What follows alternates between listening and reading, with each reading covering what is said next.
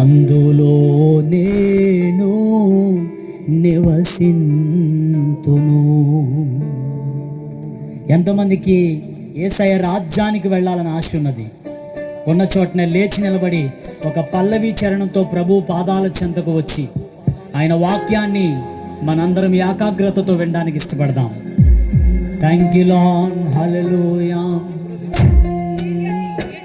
గట్టిగా చప్పట్లు కొడుతూ దేవుని మహిమపరుద్దామా?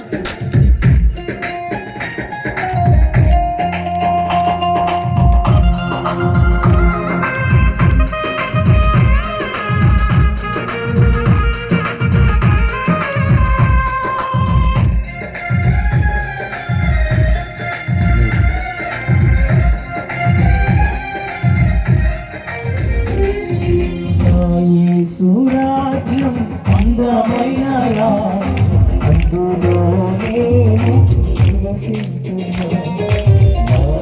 సురాజ్యం అందమైన అందులో నేను నివసింతును.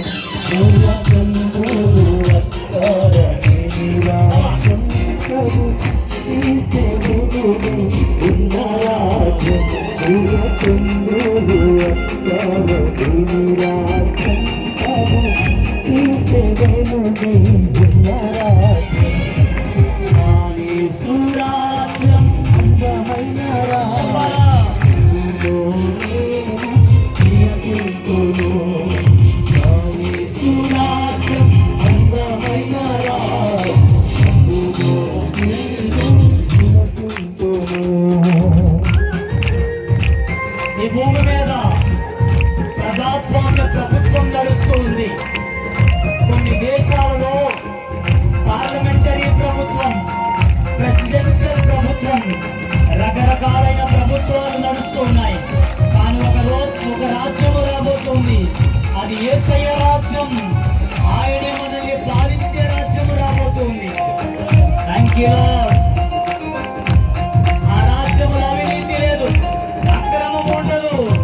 అవినీతి లేని రాజ్యము, ఆకలి దప్పికలు లేని నిత్య రాజ్యం.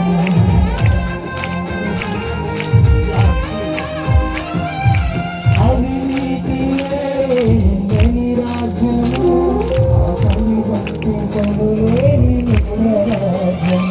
ఇక బరువు కష్టం వ్యాధి బాధ లేని రాజ్యం. ఇక లంచం మోసం మోహం ద్వేషం లేని రాజ్యం.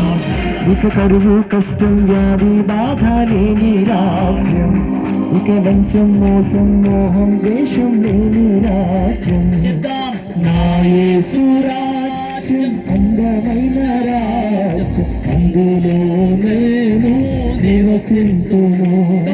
నా యేసు రాజ్యం అందమైన రాజ్యం, అందులో నేను నివసింతును. అందులో నేను నివసింతును. అందులో నేను నివసింతును. అందులో నేను నివసింతును. అందులో నేను నివసింతును. రెండు చేతులను దేవుని వైపు చాపి ఒక్క మాట అడుగుదాం. ఈనాటి మన భక్తి, ఈనాటి మన ఆరాధన, ఈనాటి మన భక్తి సాధన అన్నీ ఆ రాజ్యములోకి చేరడం కొరకే. పరలోకం కోరదగిన ఒక ఉన్నతమైన స్థలం. భూమి మీద ఒక మనిషిని తృప్తి పరచగలిగేది ఏదీ లేదు, పరలోకం తప్ప. ఆ పరలోకంలో మనందరము ఉందుముగాక. ఆ పరలోకములు ఇక్కడున్న వాళ్ళొక్కళ్ళు కూడా తప్పిపోకుందురుగాక. ఈ అమరవరం చుట్టుపక్కల గ్రామాలలో ఉన్న అందరూ యేసయ్య పిల్లలే, ఒక్కరు కూడా తప్పిపోకుందురుగాక. ఆమేన్, ఆమేన్. అందరూ మీ ప్రక్కన వాళ్ళతో చేయి పట్టుకుని చెప్పండి, నీవు దేవుని బిడ్డవి, నువ్వు దేవుని రాజ్యానికి వెళ్ళాలి. చెప్పండి ఆ మాట అందరూ కూడా. Praise the lord. అలాగే నవ్వుతూ కూర్చోండి.